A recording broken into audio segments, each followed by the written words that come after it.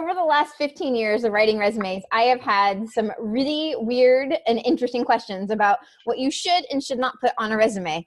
And I know Juliet hasn't had that much experience yet, but I know you've had a lot of weird questions, right? Oh yeah. Yeah, definitely. Yeah.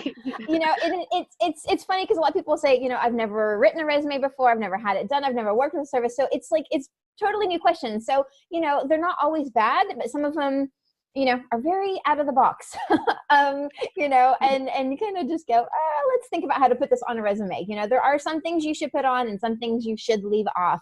So I actually thought this would actually be a pretty cool video. It's, kind of a little bit more fun.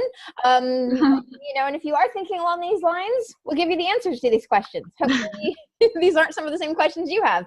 But anyway, so Juliet, did you want to start? Because I know you have a list. We actually had to really condense this, didn't we? Yeah. So, but yeah. Yeah, for sure. So the first question I have is, someone asked, how do you feel about green ink on a resume? Ink? Those questions. That's not, not such a bad question, but it is kind of weird just because, resumes really, when it comes to colored fonts and colored text, some ATS really actually just can't read colored text. And so when your resume is going through, it could skew how your resume is read, or even they possibly couldn't read those portions of your resume. So using just a regular black font is gonna ensure that your whole resume is read from top to bottom and nothing gets left out. Yep, absolutely. Absolutely. Okay, when I've had, should you put martial arts experience on a resume? Well, and I've had it across the board. Okay. I have actually written for martial arts instructors, which, yes, obviously, let's put it on there. But unless you are applying to work with Van Damme or Jackie Chan or something along those lines, it's probably not necessary. It's one of those things that you want to think about, do I put this on the resume? Is this likely to be a point that's going to get me hired? If it's not, leave it off. So if you're applying for a regional sales manager, for instance, probably don't need to put the ear black belt. Just, think about what they need to do. Again, don't waste their time. And don't, waste white space on your resume that you could put other really, really valuable metrics and key notables. So there you go on that one. Yeah. And then next one, is it okay to add a bit of job and company description before mentioning responsibilities in a resume? And this one is, again, kind of the same thing. Don't waste that extra space, because at the end of the day, employers aren't hiring the company. They're hiring you. So they don't need to know about the company you used to work for. They don't care about the company they used to work for. They care about you, what you've done, and what you can do for them. Yes. And so adding that, just irrelevant information. It's wasting their time to read it. So that's another thing. Just leave it off. It'll be much better. Definitely. Okay. This one kind of threw me off guard, I got to admit. Okay. So I was talking to somebody and they said, they're going for a sales position. They do a lot of traveling with it. And this honestly is going to go with any industry, but this person particularly was in sales and said, I'm actually really pretty. Everybody tells me I'm a knockout. I want to put my photo on the resume, and I don't care what you say. And if you're going to write my resume, you're going to put it on there because I use that to my advantage. And I got to say, and I'm pretty sure recruiters and HR is going to stand behind me on this one. That's awesome that you're a knockout. Leave your photo off the resume. And I get it. In some other countries, you do put the photo on the resume. In the US, Canada, primarily, leave it off. Leave it off. That's great. Show them you're a knockout in the interview. And definitely, of course, you use that to your advantage in your sales capabilities. But for the resume, let's stick to information. Yeah. Yeah. So I actually saw a question on Quora one day asking if they could put on the resume how many LinkedIn connections they have. And again, no one cares about how many people you know. I don't understand how you would think that that might give you an advantage, just knowing more people. But, again, no one cares. Just no one cares whatsoever. Just if you have people, if you know people that could benefit from whatever service or whatever company you're going to be working for, that's great. But you don't need to tell them that in the resume. It's just irrelevant information. It is. It is. More relevant information. Hobbies. I know there's an awful lot of people out there, and you know who you are, that you guys want to put hobbies on your resume.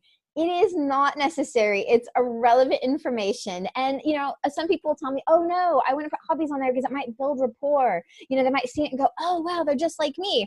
And, you know, it's, you know, I've seen stuff where people actually had on their old resume, I like to sleep. I like to watch horror movies. I'm like a horror movie expert. You know, and I've actually had somebody have on their old resume when they sent it in to me that they're a World of Warcraft guild leader. You know, and it's one of those things you just don't need on a resume. Let's keep things professional. You know, again, focus on the right things. Leave hobbies out. Yes, you know, if the conversation happens to come up in an interview or you see a picture in the office, it's a good icebreaker. You can chit chat about it. Leave it off a resume because, you know, honestly, unless you're applying to be a video game, you know, developer or something along those lines, World of Warcraft gaming, and being a guild leader, it's probably not going to help you get your next management and executive position. Yeah, definitely. Yep. So another one, someone asked, and I quote exactly, should I tell them that I don't give out references because most people don't really like me? Oh no. Oh no. And, you know, all I have to say with that is, well, number one, you should never put references on your resume anyway. They need a whole document to themselves. But when it comes to references, don't use anyone that you know isn't going to give a good reference, that you know just doesn't have a good relationship with you, because they are going to give bad reviews or references and whatnot. So even if it just has to be personal references, you know, they'll see that as long as you have them. And, you know, if you need to be honest with HR or the recruiter or whoever it is, you know, just tell them, my past positions really haven't been that great of a fit.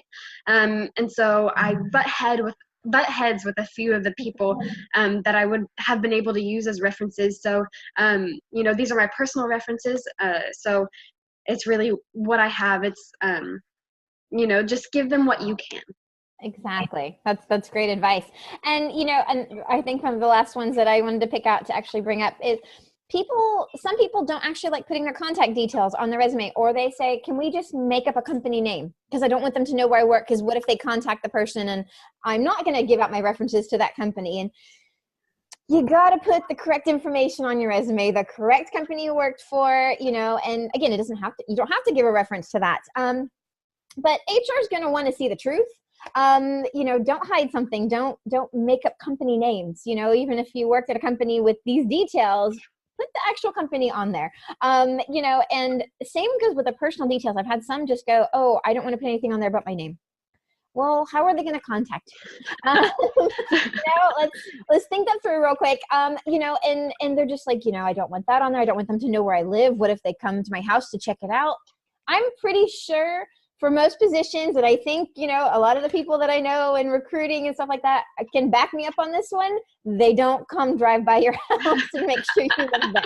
So, you know, and with all of these questions, and in this last one, you know, we're not going over these to bash anybody on their questions. And questions are great.